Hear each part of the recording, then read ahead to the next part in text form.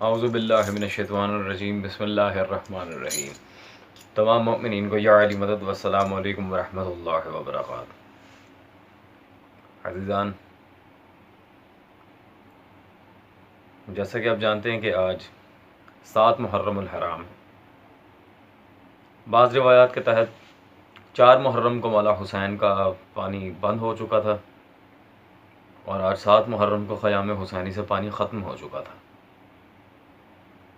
اصلی امتحان کربلا آج سے شروع ہوتا ہے مولا حسین کا۔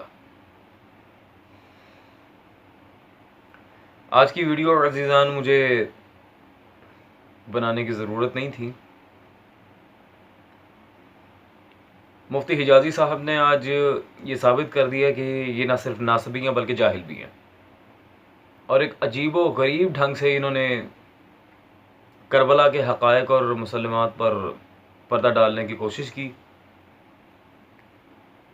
مجھے تعجب نہیں ہے ان کی اس حرکت پہ، وہ ویسے ہی ماشاءاللہ جتنی ناسبیت ان کے ذہن میں پیوست ہے ایسا ہونا تھا۔ خیر، without wasting a single part of time چلتے ہیں ان کے کلپ کے پہلے حصے کی طرف، اور یہ دیکھتے ہیں کہ یہ کربلا کے لحاظ سے جو مصائب کی روایات ہیں ان کا انکار کرنے کے لیے کیا حربہ آزما رہے ہیں۔ دیکھو نا، اللہ نے تمہیں عقل دیا ہے کہ نہیں دیا ہے؟ اللہ نے الحمدللہ، دیکھو حرم میں آئے ہو، عمرے کر رہے ہو، کعبہ شریف دیکھ رہے ہو، نمازیں پڑھ رہے ہو، اللہ نے عقل دیا ہے۔ اب کربلا میں جو واقعہ ہوا ہے، جس کو یہ ذاکر بڑا رو رو کے 2 3 گھنٹے لوگوں کو مرثیے پڑھ کے رلاتے ہیں، تو اس وقت 72 آدمی تھے حضرت حسین کے ساتھ، مقابلے میں یزید کی فوجیں تھیں ابن زیاد کی قیادت میں۔ اب آپ کے تو سارے شہید ہو گئے، باقی صرف خواتین بچیں یا زین العابدین بچے، وہ بیمار تھے، وہ بھی خیمے کے اندر تھے، اور خواتین اہل بیت تھیں، وہ تو پردے سے باہر نہیں نکلی۔ تمہیں یہ روایات جو ملی ہیں، یہ راوی کون ہے؟ اگر یہ یزید کی فوج کا ہے تو اس بدبخت کی روایت کا اعتبار کیا ہے؟ اور اگر حسینی ہے تو حسینی تو کوئی بچہ ہی نہیں، تو روایت کس نے کی ہے؟ یہ سارا قصہ انہوں نے جھوٹ بنایا ہوا ہے۔ مولوی حجازی صاحب، آپ نے بالآخر یہ ثابت کر ہی دیا کہ آپ نہ صرف ناصبی بلکہ پرلے درجے کے جاہل مولوی بھی ہیں۔ مولوی صاحب، آپ کو اتنا ہی نہیں پتا جی کربلا میں تو کوئی حسینی بچا نہیں تھا؟ اگر لشکر یزید کا کوئی راوی ہے تو وہ تو بدبخت ہے، اس کی بات کا کیا یقین، یہ ہے وہ ہے۔ اگر لشکر یزید کا راوی بدبخت تھا تو یزید بدبخت کیوں نہیں؟ پھر یزید کا کس منہ سے آپ دفاع کرتے ہیں کہ اسے غلط نہیں کہنا چاہیے، یہ ہے وہ ہے، پھر اس کی بدماشیوں پہ پردہ ڈالنے کی کیا وجہ؟ ایک نقطہ۔ دوسرا نقطہ یہ ہے کہ کیا کربلا میں امام زین العابدین موجود نہ تھے؟ کیا کربلا میں امام محمد باقر صلوات اللہ علیہ موجود نہ تھے؟ کیا انہوں نے آ کے بعد از جنگ و بعد از قید کربلا کی روایات اپنے اصحاب کو نہ سنائیں؟ تعجب ہے خدایا کہ جہالت اس پیک پہ پہنچ چکی ہے ان لوگوں کی کہ مانتے ہیں کہ کربلا میں سلطان کربلا کی اولاد تھی، مولا سجاد تھے، امام باقر تھے، پھر بھی کہہ رہے ہیں کون بچا اور کون نہیں۔ اور مزے کی بات تو یہ ہے، امام حسین کے اصحاب میں سے ایک شخصیت جنہوں نے جنگ نہیں لڑی تھی، صحابی بھی تھے اور مولا حسین کے ان لاؤز کے تھرو ان کے غلام بھی تھے، ان کا ابھی نام نہیں میں بتاؤں گا، اسی ویڈیو کے نیکسٹ پارٹ میں بتاؤں گا کہ وہ کون تھے اور بالآخر انہوں نے کربلا سے کیا دیکھا۔ فی الحال جتنی میں نے اشارتاً آپ کے سامنے تفصیل رکھی ہے، اس پوری بات کو میں اپنے پاس سے نہیں کہہ رہا، نہ ہی کسی شیعہ روایت کے لحاظ سے، نہ بریلوی دیوبندی اہل حدیث کے لحاظ سے۔ میں بریلوی، وہابی اور شیعہ کسی طبقے کو نہیں چھیڑتا اس معاملے میں۔ یہ ساری تفصیل دکھانے کے لیے میں آپ کو ایک حوالہ دے رہا ہوں، یہ قدیمی کتب خانہ کراچی سے چھپی میرے ہاتھ میں موجود ہے۔ کتاب کا نام ہے شہید کربلا اور یزید۔ یہ کتاب آپ اسکرین پر دیکھ رہے ہیں عزیزان، یہ لکھنے والے کون ہیں؟ دارالعلوم دیوبند کے سابق مدرس حکیم الاسلام آپ کے مولانا محمد طیب، ٹھیک ہے جی۔ یہ ساری تفصیل آپ کے گھر کے اکابر علماء میں سے ایک نے لکھی ہے کہ یہ بھی جھوٹ بول رہے ہیں.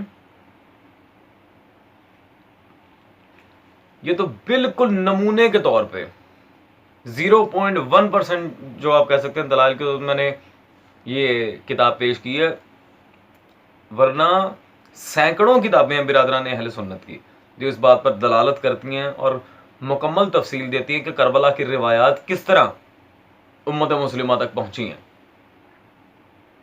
اب مجھے نہیں پتا آپ جھوٹے ہیں، آپ کے اکابرین جھوٹے ہیں، آپ کے ائمہ جھوٹے ہیں، کون جھوٹے ہیں؟ تین تو ہوتے ہی جھوٹے ہیں. خیر، اب چلتے ہیں ان کی ویڈیو کی اگلے حصے کی طرف اور یہ دیکھتے ہیں کہ انہوں نے اپنی بالکل قطعی جہالت کا کیا ثبوت دیا ہمیں. انہوں نے، آپ نے دیکھا ہوگا آپ کے ملک میں بھی ہر سال جب محرم ہوتا ہے دلدل شریف نکالتے ہیں گھوڑا. پہلے یہ تو ثابت کرو حضرت حسین گھوڑے پہ گئے بھی تھے، وہ تو اونٹ پہ گئے تھے. تو اونٹ نکالا کرو بدبختو، گھوڑا کہاں سے لے آئے ہو؟ اچھا، اور وہ گھوڑا جو حضرت حسین کو شہید کرا کے کربلا میں چھوڑ آئے، اس کو ڈنڈے مارنے چاہیے کہ اس کو منت مارنی چاہیے؟ اسے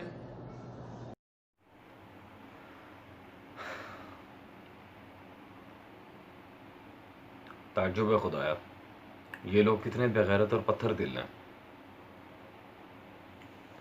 مولوی صاحب، آپ کو کس گدھے نے کہا ہے کہ مولا حسین نے کربلا کی جنگ اونٹ پہ بیٹھ کے لڑی تھی؟ اس میں کوئی شک نہیں ہے کہ مولا حسین اونٹ ساتھ لے کے گئے تھے، ساز و سامان کے لیے لے کے گئے تھے. کربلا کی پوری جنگ مولا حسین نے اپنے رہبار مرتجز کے ساتھ لڑی تھی، اور پہلی بات ہے دلدل مولا علی کا رہبار تھا نہ کہ امام حسین کا. اشعل مولا عباس کے گھوڑے کا نام تھا. آپ کو پتہ ہی کیا ہے سر؟ مرتجز امام حسین کے گھوڑے کا نام تھا، جسے تیر لگنے کی وجہ سے اور فن عام شیعہ اسے ذوالجناح کہتے ہیں. آپ کو یہ نہیں پتا کس بادشاہ کی سواری کا نام کیا تھا؟ خیر، اندھے کو اندھیرے میں بہت دور کی سوجی. تو اب ہم چلتے ہیں روایت کی طرف، جس سے ثابت ہوتا ہے کہ آیا رہبار حسین کی کیا اہمیت ہے واقعہ کربلا میں. اور وہاں جانے سے پہلے میں ایک بات کلیئر کر دوں، آپ کی یہ جو بات ہے کہ ڈنڈے مارنے چاہیے، معاذ اللہ، تو ڈنڈے ان لوگوں کو مارنے چاہیے تھے جو رسول خدا کو چھوڑ کے جنگوں میں بھاگتے رہے ہیں اور خود تسلیم کرتے تھے کہ ہم پہاڑی بکرے کی طرح پہاڑ پر چڑھ گئے تھے. میں اب نام نہیں لینا چاہ رہا، آپ بہتر جانتے ہیں. ڈنڈے ان لوگوں کو مارنے چاہیے جو 200 دینار کی اونٹنی رسول خدا کو 900 دینار میں بیچتے تھے. ڈنڈے ان لوگوں کو مارنے چاہیے تھے جنہیں صلح حدیبیہ تک میں جانے سے ڈر لگتا تھا. جنگ تو کجا، صلح حدیبیہ میں بھی جانے سے ڈر رہے تھے. ڈنڈے ان لوگوں کو مارنے چاہیے تھے. خیر، پہنچ جائیے گا. اب ہم چلتے ہیں روایت کی طرف. آیا مرتجز کا بعد سلطان کربلا کیا عمل رہا کربلا میں اور کیا سارا معاملہ تھا؟ سب سے پہلے اس معاملے میں آپ کو پیش کرنا چاہوں گا، یہ تقریباً 100-150 سال پرانے مفتی اعظم قسطنطنیہ آپ کے گزرے ہیں، شیخ سلمان بن ابراہیم قندوزی. ان کی کتاب یہ میرے ہاتھ میں موجود ہے، ینابی المودہ لذی القربہ. اس میں سلمان بن ابراہیم قندوزی حنفی نقشبندی نے صفحہ نمبر 770 پر جو روایت لکھی ہے، ینابی المودہ کا اسکین آپ کے سامنے آ رہا ہوگا. صفحہ 770 پر لکھتے ہیں، جی، شہادت حسین صلوات اللہ علیہ کی خبر کا خیمے میں اہل بیت تک پہنچنا. اب اس کے نیچے روایت میں لکھتے ہیں، حضرت عبداللہ ابن عباس. کون روایت کر رہا ہے؟ عبداللہ ابن عباس صحابی. فرماتے ہیں کہ یہ واقعہ مجھ سے ایک شخص نے بیان کیا جو معرکہ کربلا میں موجود تھا. امام علی مقام کی شہادت کے وقت آپ کا گھوڑا بلند آواز سے ہنہنانے لگا اور شہداء کے اجسام مقدسہ سے گزرتا ہوا امام حسین کے مبارک و مقدس جسم کے پاس آ کر ٹھہر گیا. عزیزان، ایک منٹ. جیسا کہ میں نے ویڈیو کے سٹارٹ میں کہا تھا کہ مولا سجاد اور امام باقر صلوات اللہ علیہ مجمعین کے علاوہ ایک اور مولا حسین کے غلام وہ کربلا کی جنگ سے واپس آئے تھے، جو کہ شہید نہ ہوئے تھے، قید ہوئے تھے اور بعد میں رہا کر دیے گئے تھے۔ اب ان کا تذکرہ میں آپ کے سامنے رکھنا چاہ رہا ہوں۔ یہ عبداللہ ابن عباس کہہ رہے ہیں کہ میں نے ایک شخص سے سنا تھا جو کربلا میں موجود تھا، اسی کا تذکرہ۔ کل کو آپ یہ نہ کہتے ہیں کہ وہ کون تھا، کس سے روایت ہے، وہ بھی کلیئر کر دیتے ہیں۔ یہ ہے تاریخ طبری، آپ کے امام طبری کی، المتوفی 310 ہجری، مطبوعہ نفیس اکیڈمی، اس کی جلد نمبر 4، حصہ اول، صفحہ 231 پہ یہ روایت ہے۔ عقبہ ابن سمان اور مرقہ بن ثمامہ، اس کنٹیکس میں جو آپ کے امام طبری روایت لے کے آئے ہیں، کہتے ہیں جی پھر ابن سعد نے عقبہ بن سمان کو گرفتار کیا، عمر ابن سعد یزید کا جنرل۔ یہ شخص رباب بنت امر القیس قلبیہ کا غلام آزاد تھا، اور رباب سکینہ بنت الحسین کی والدہ تھی، یعنی مولا حسین صلوات اللہ علیہ کی زوجہ عالیہ کو یہ غلام عقبہ بن سمان، یہ بی بی کو ان کے گھر والوں کی طرف سے ملا تھا، اور بی بی نے اسے آزاد بھی کیا تھا۔ ابن سعد نے اس سے پوچھا تو کون ہے؟ اس نے کہا کہ میں ایک زر خرید غلام ہوں۔ یہ سن کر ابن سعد نے اسے چھوڑ دیا، بس اس کے سوا ان لوگوں میں سے کوئی نہیں بچا۔